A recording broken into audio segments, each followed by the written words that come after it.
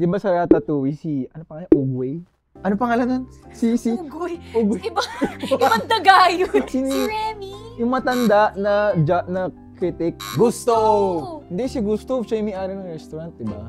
Basta yung guy na i-impress niya, childhood ko yung ganitong klaseng dish.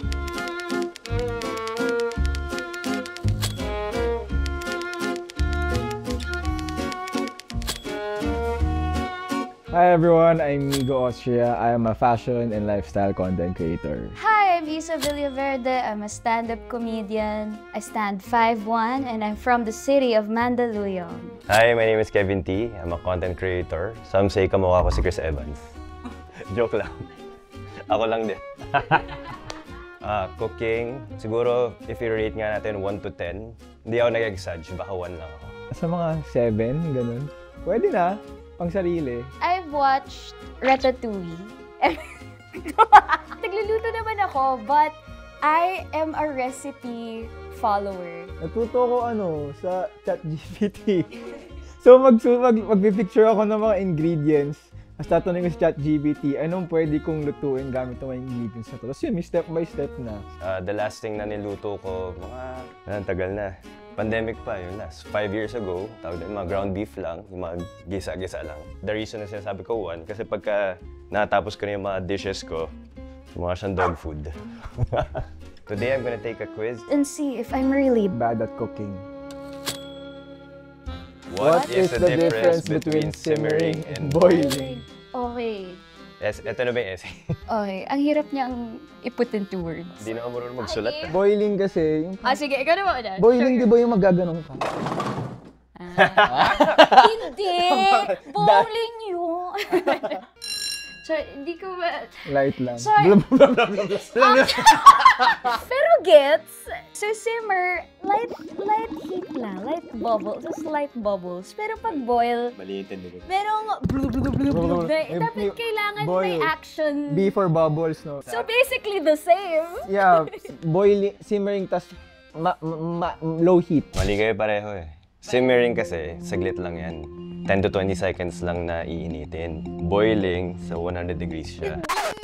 Simmering. The lower. Oh! Oh, see? Smaller bubble simmering. Uy, Boiling. Blah. may sinabi ba kayong 100 degrees? Pagalingan mag-eyeball.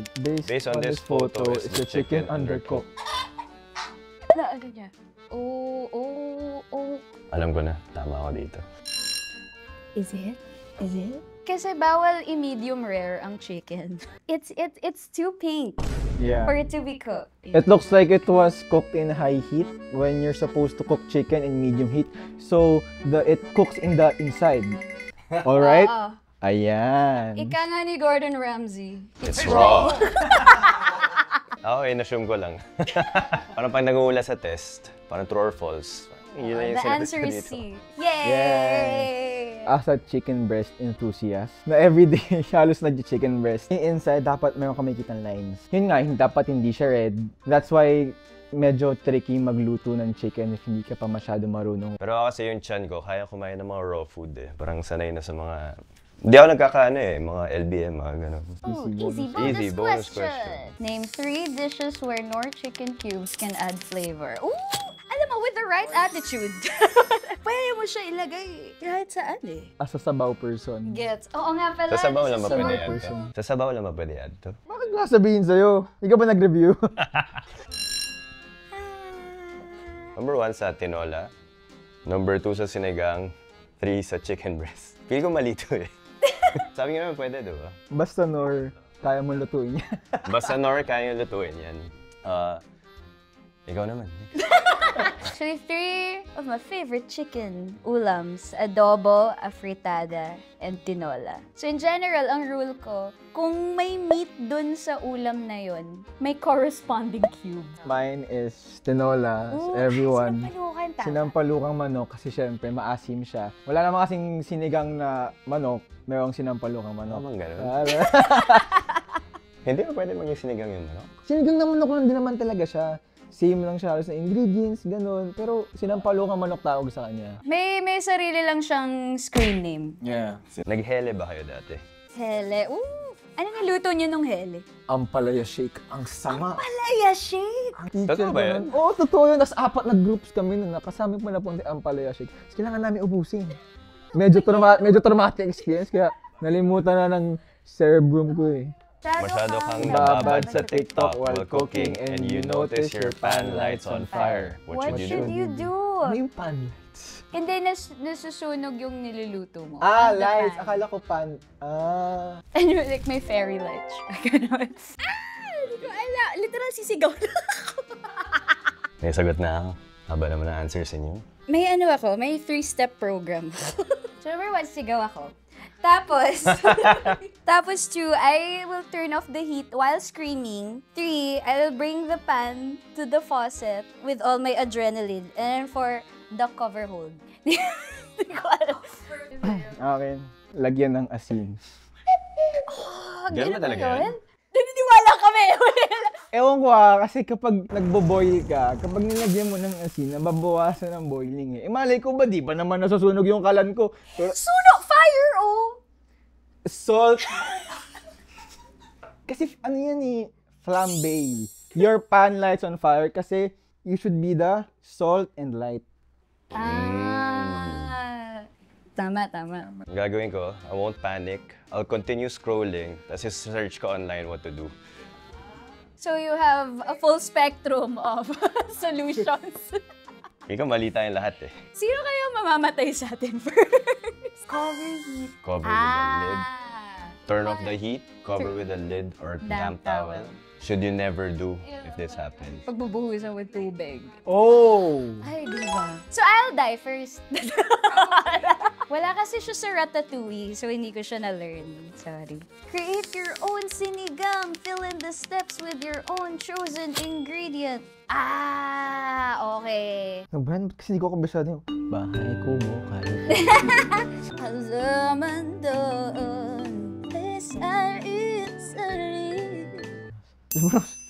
sa paligid-ligid ay puno ng... Pag-asa. Actually, na-try ko na magluto ng sinigang before. Tinulungan ako ng helper namin before, si Ate Vilma. Ate Vilma Santos, nanonood ka po. Ate V. Ate V. Ayan, Vilma Santos din yung name niya. Ay, talaga? Yeah. Beef sinigang yung gagawin ko. Nor cubes yan. I'm not sure kung ginger nga yung ginagamit na pampa-aroma. Pero lalagyan ko na lang din kasi yun yung tinuro niya. And then kangkong, onions, tomatoes, then mix it all up. Yun yung kakainin natin. Ano lang ako, medyo basic lang. Ma, hope you're proud. Kung naririnig ko niya. Liempo cut. Goated. Nor sinigang mix. Labanos. From Bahay Kubo. Tsaka talong. Of Bahay Kubo fame. I agree. I am a sinigang mix girly. Particularly miso. Tapos inisip ko lang baka quirky kung merong bagoong on the side. Kasi mahilig ako sa... Hindi, mga kakaibang lasa together. Natry mo na siya may ketchup. Oo. Ako, tinola yung... Tinola with banana ketchup. Yes! Let's Sorry go. na pala ka. Yes, banana ketchup. Let's go! Promise. If you eat tinola with banana ketchup, You are a Filipino. It's date night and you want to impress them. You You have the following ingredients in your pantry. What kind of dish do you think you can make? oh, okay. Yung mahirap dito, maghanap ka pa ng date eh. Ayun pala yung struggle. Thought process a dish? Kailangan masarap. It's sweet like my love for you. It's long like my patience for you. It's good, like what I'm gonna cook for you. Ikaw. Masarap. I think we all went for pasta. Okay. Sa akin, brick oven. Kailangan ba sa bahay? May brick oven ka sa bahay? Let's just think na may chimney kami na bababa si Santa Claus. Di ba sa Ratatouille ano pangalan? Ugway? Ano pangalan nun? Ugoy. Ugoy. Ibang daga yun. Kung Fu Panda yun eh. Si Remy. Yung matanda na critic, food critic. Gusto! Oh. Hindi si Gusto, siya yung may-ari ng restaurant, di ba?